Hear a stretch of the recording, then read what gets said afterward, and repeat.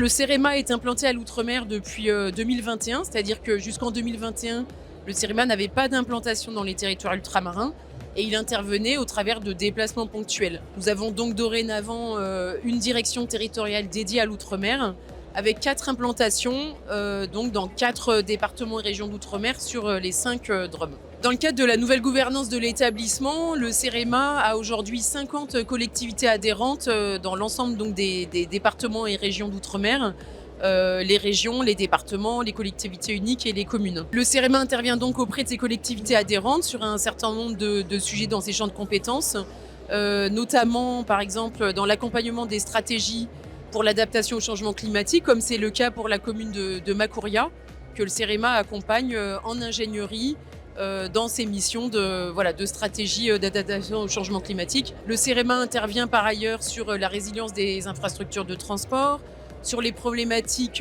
d'énergie renouvelable, notamment dans les territoires ultramarins qui sont non interconnectés, donc qui sont fortement dépendants aux énergies fossiles.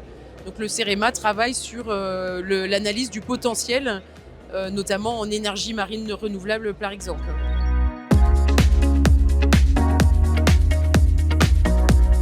Donc le CEREMA a un lien de proximité avec les collectivités adhérentes et à ce titre, nous échangeons au quotidien avec ces collectivités pour bien comprendre leurs besoins et pour apporter une réponse totalement adaptée aux enjeux du territoire et aux besoins de la collectivité. Nous échangeons ensuite avec eux pour rédiger les cahiers des charges, les propositions techniques et financières sur lesquelles nous allons travailler.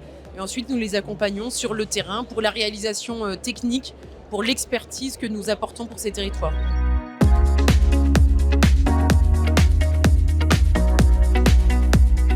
Alors nous savons que les changements climatiques connaissent aujourd'hui des phénomènes de plus en plus violents et donc par conséquent nous devons nous adapter à ce changement. Nos territoires sont exposés à tous les risques. Donc cet enjeu-là, nous devons absolument le prévenir et en termes de moyens, nous devons avoir des politiques qui soient adaptées, notamment en matière d'aménagement du territoire et pour ce faire, nous devons avoir aussi des moyens financiers à cet effet.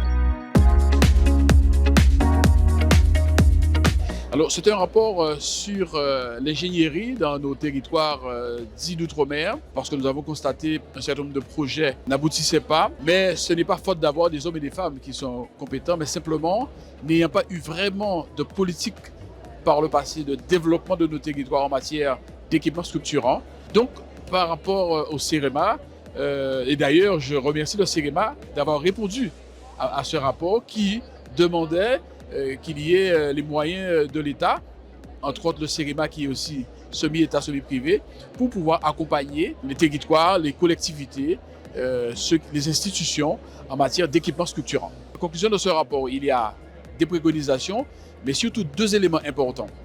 Et d'ailleurs, que le CEREMA a suivi. L'ingénierie du CEREMA n'était pas éligible pour les territoires qui sont en article 74, en autonomie. Par exemple, Saint-Martin. Eh bien, même si la loi doit encore doit évoluer, parce que c'est la loi de février 2017 concernant l'égalité réelle, eh bien, actuellement, nous voyons que Saint-Martin est accompagné par le CEREMA. Deuxièmement, nous avons demandé un guichet unique pour l'ensemble des moyens de l'État, l'ADEAL, l'ADEME, donc pour que l'ensemble des moyens de l'État puissent être un guichet unique et travailler avec les collectivités qui, justement, ont besoin de cette ingénierie. Ce que nous attendons du CEREMA, c'est bien évidemment apporter cette ingénierie, mais surtout respecter néanmoins la libre administration des collectivités territoriales. C'est-à-dire, et utiliser surtout, nous avons des hommes et des femmes qui ont des compétences et apporter aussi, dans une démarche de formation, faire en sorte que nos ressortissants des territoires d'outre-mer puissent monter en puissance et que cette ingénierie, finalement, à terme puisse venir de nos territoires.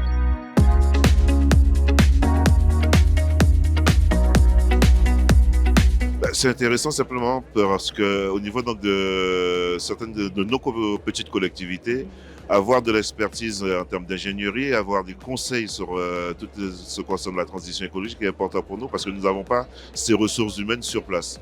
Donc l'accompagnement du CRMA est essentiel pour que nous puissions donc avancer sur ce sujet.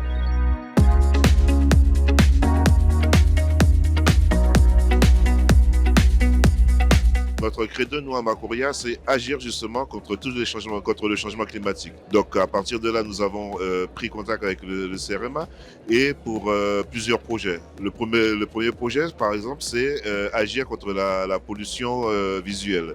C'est-à-dire que nous avons transformé près de 300 candélabres électriques en candélabres solaires pilotables qui nous permet donc de faire des économies. Grâce au CRMA et avec cet accompagnement, sur la facture de la ville, c'est pratiquement 25% que nous arrivons donc à engranger et compte tenu donc de la problématique que nous connaissons aujourd'hui, 25% sur une facture d'électricité, c'est considérable parce que c'est 25% que l'on peut introduire sur d'autres sujets. Nous avons aussi, grâce au CRMA, compte tenu donc de la montée des eaux, nous travaillons sur le trait de côte puisque Macoria se trouve sur le littoral et nous sommes donc subis à l'érosion du littoral et le CRMA nous accompagne sur ce sujet justement pour trouver les voies et moyens, pas simplement ponctuels mais durables pour permettre aux populations et aux générations futures de continuer à travailler sur notre territoire. Et puis aussi, il nous accompagne sur la montée en température puisque nous avons été ville lauréate du projet plus 4 degrés. À partir de là, ils nous accompagnent justement pour trouver les voies et moyens en termes de construction, en termes de développement économique et surtout en termes de développement social par rapport à la population que nous avons sur notre territoire.